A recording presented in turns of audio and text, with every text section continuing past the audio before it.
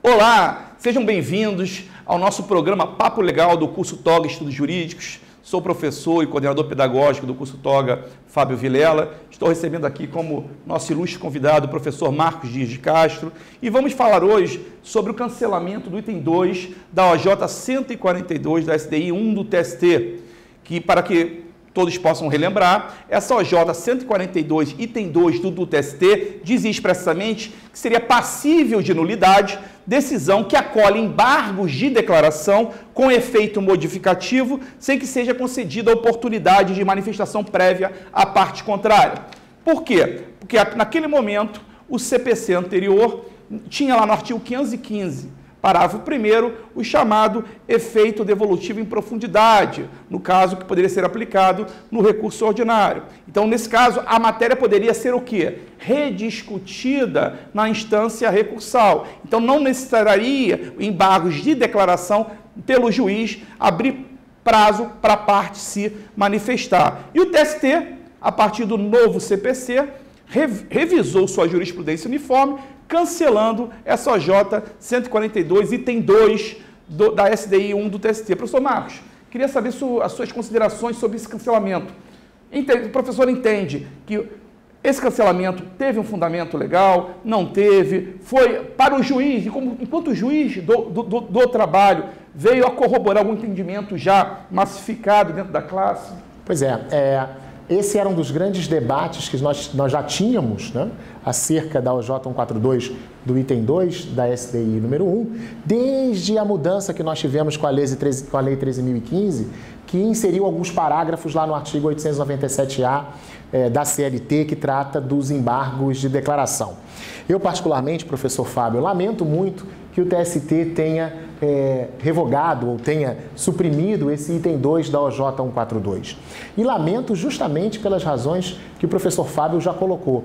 A ideia, qual o prejuízo, qual a violação ao princípio da transcendência que está lá no artigo 794 da CLT, que existiria numa sentença de embargos que efetivamente concedesse um efeito modificativo, se o recurso seguinte, o recurso sequente, que seria o recurso ordinário, teria o efeito devolutivo amplo, o efeito devolutivo em profundidade. Não haveria prejuízo nenhum. Talvez o único prejuízo seria a celeridade processual, porque agora, com a necessidade de manifestação, vai haver intimação da parte, e nós sabemos que temos muitos processos em que nós temos uma pluralidade de partes, né? Nós temos uma ampliação subjetiva, então prazos subsequentes que vão, com certeza, levar a um prejuízo na celeridade. Então, eu acho que o cancelamento do item 2, embora ele tenha fundamento jurídico, porque se nós olharmos para o parágrafo 2º do artigo 897-A da CLT, e se olharmos para o artigo 1024, parágrafo 4º do novo Código de Processo Civil,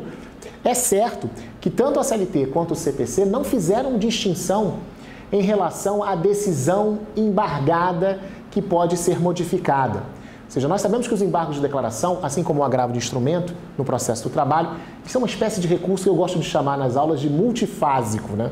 Por que multifásico? Porque não importa se nós estamos falando de uma sentença de primeiro grau, não importa se nós estamos falando de um acórdão de um TRT, de um acórdão de uma turma no TST, de um acórdão até na SDI, ou até de decisões interlocutórias, nós temos essa discussão à luz do novo Código de Processo Civil, fato em que em qualquer fase, em qualquer instância, nós temos o uso, o manejo dos embargos de declaração. Então, a ideia de tentar restringir essa necessidade de contramanifestação nas varas seria uma ideia muito feliz. Acho que o TST estava hermeneuticamente bem posicionado. Fato é que a CLT não faz essa distinção, fato é que o CPC não faz essa distinção. Então, de uma certa maneira, o TST acabou se curvando à ideia de que a OJ estaria fazendo uma distinção onde a lei não fez. Mas eu repito, a lei não fez essa distinção. Mas talvez esse silêncio da lei pudesse ser completado com a interpretação de outros princípios, com o princípio da celeridade, com o princípio da transcendência. Como já dito, a posição da OJ 142 era uma posição de vanguarda, né? Alguns autores, como o professor Estevão Malê, como o professor Mauro Schiave, eles já falavam claramente da OJ 142 e da necessidade de se fazer essa ressalva, né, na contramanifestação. Mas, infelizmente, o TST se curvou esse posicionamento de maneira que agora nas varas, né? O que nos leva a um outro problema, professor Fábio, porque se temos que intimar necessariamente a outra parte para contramanifestar, será que o juiz já não está dando indício de que ele vai rever a sua decisão, né? Eu, por exemplo, na minha 18ª vara do trabalho, já falei com todo mundo, ó, vamos contramanifestar em todos os processos, né? Porque eu não vou fazer um juízo prévio. Vamos intimar todas as partes para que já se contramanifeste, independentemente de ter efeito modificativo ou não, porque num primeiro momento eu posso entender que não tem, e aí quando for julgar, entendendo que tem efeito modificativo, para não ter nulidade, porque, mais uma vez, o pior da OJ na sua nova redação, o pior do que nós temos nos dispositivos legais é a cominação de nulidade, né? Sim, e nesse caso, o professor bem falou a questão da celeridade processual, que é direito fundamental, artigo 578 da Constituição.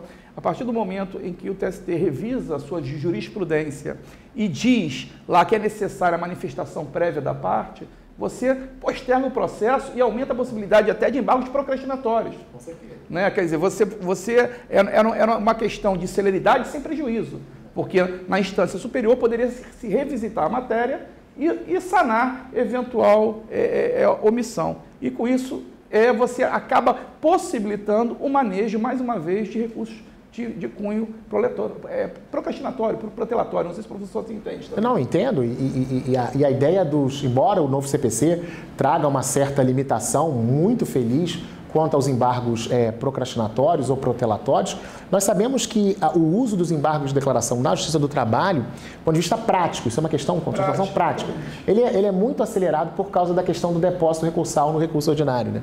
O que nós observamos de uso de embargos de declaração para literalmente ganhar um tempo, né? No que diz respeito ao recolhimento do depósito recursal, quer dizer, agora com essa possibilidade, ou melhor dizendo, com essa obrigatoriedade de contramanifestação, não parece uma coisa pequena, mas não é. Eu queria que o querido amigo pensasse numa vara que tem expedientes, por exemplo, com atraso.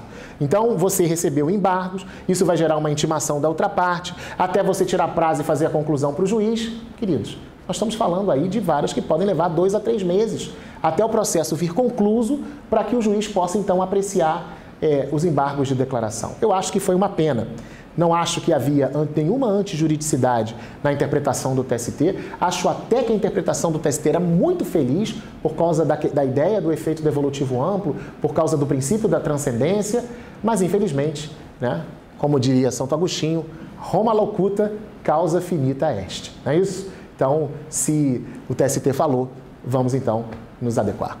Depois disso, só encerrando mesmo, agradecendo ao professor Marcos Dias de Castro, brilhante, sou seu fã, sempre fui, deixo isso registrado publicamente aqui, e venham ao curso TOG Estudos Jurídicos ser brindado pelas aulas do professor Marcos Dias de Castro. Um abraço a todos.